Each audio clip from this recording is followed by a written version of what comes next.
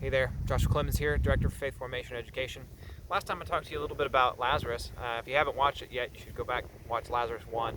It's Lazarus 2, and it's just a very brief thought that I wanted to share with you. You know, one part of my life in the last year, starting really last Lent, was that my wife was diagnosed with melanoma, with cancer, and we went through a surgery first. We thought that would be it, and they had to take some lymph nodes out, and they were going to check the lymph nodes to see if there was any kind of metastasis, any micromet, is what they'd call it, micrometastasis, which would mean that it had gone deeper than just the skin, which meant that it was going to be a longer haul and much more dangerous.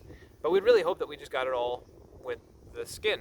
And so I remember as we prepared for that surgery and we were reeling from the news, all of a sudden, a lot of our higher aspirations of what we had really said was most fundamental to us, that we wanted to pray as a family and eat as a family and less screen time and more quality time and just the depth of our life, suddenly all these things that were just aspirational, really, became real and manifest. And it seemed like there was wind in our sails spiritually.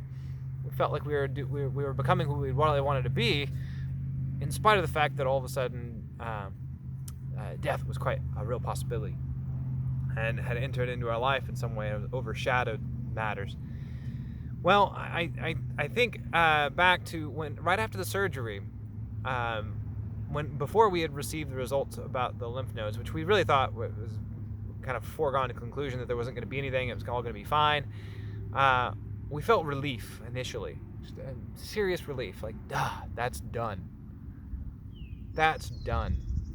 And hoped that we would just keep to our values and our new habits. They all dropped completely from the day to day. We went right back to the way we were. And I remember being kind of deeply sad about it, kind of contradiction. On one hand, I was really glad that it seemed like we might have avoided something.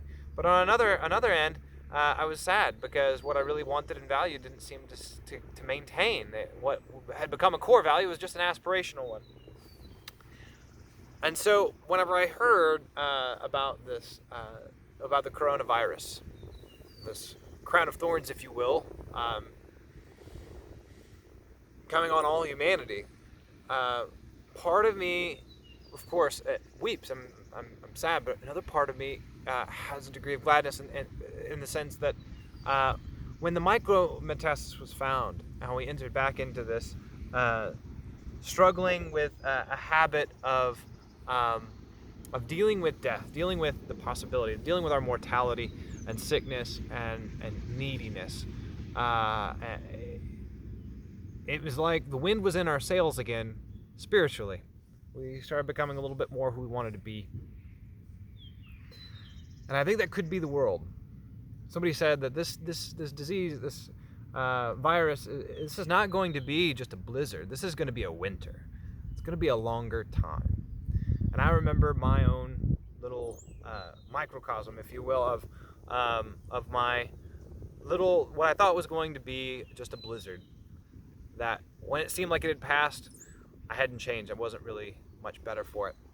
And when we found out that it was actually going to be a season, though I was sad, I was also glad. I was sad in and of itself because I hate cancer, but I was glad because I love our spirituality. When God has us on the line, and maybe that's what is happening right now for the world. In that sense, I hate